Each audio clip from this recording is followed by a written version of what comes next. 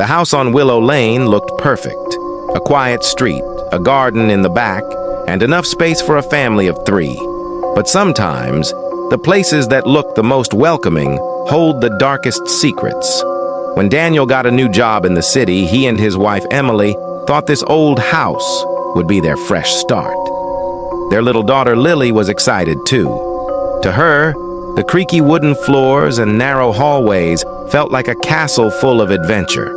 On the surface, it was everything they wanted. But almost from the first night, the house began to reveal itself. It started with small things. Doors Daniel was sure he had locked were left open in the morning. Emily noticed the scent of perfume drifting through the upstairs hallway, even though she never wore any. Lily said she kept hearing someone humming a lullaby near her bedroom window. At first, her parents brushed it off as her imagination, but the details she gave were too vivid. She said the woman's voice was sad, almost like she was crying between the notes. One evening, Emily was unpacking in the kitchen when she felt someone pass behind her. She turned quickly, expecting Daniel, but the room was empty. The back door, however, was now wide open. Things escalated the following week. Daniel was working late in his study when he heard footsteps on the stairs. Thinking it was Lily sneaking around, he called out to her. No answer. The steps stopped halfway. When he went to check, the staircase was empty, yet the floorboards were still creaking, as if someone was standing right there in front of him. The breaking point came one night when Lily screamed from her room. Daniel and Emily rushed in to find her sitting upright in bed, pale and shaking. "The woman was here," Lily cried. "She was by the closet. She was watching me." Emily checked the closet. Nothing but coats and boxes.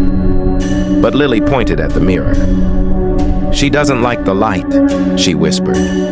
Shaken, Daniel remembered something strange he had noticed before they moved in. The mirror in Lily's room was bolted tightly to the wall, as if someone had wanted it to never be removed. That night, while Emily held Lily close, Daniel decided to unbolt it. Behind the mirror, carved into the wall, were words scratched in shaky handwriting. "She lives here." From that moment, the house no longer felt like theirs. The shadows seemed thicker. The air felt heavy. Even during the day, the house carried an unnatural silence. Emily began pleading with Daniel to move out, but he hesitated. He didn't want to abandon everything so quickly. Then came the final night. Around midnight, Daniel woke to hear Lily's voice. He rushed to her room only to find her bed empty. Panic struck. Emily joined him, and they searched frantically. Then, they heard it. The lullaby, echoing faintly from upstairs. The attic. They climbed up together, hearts racing.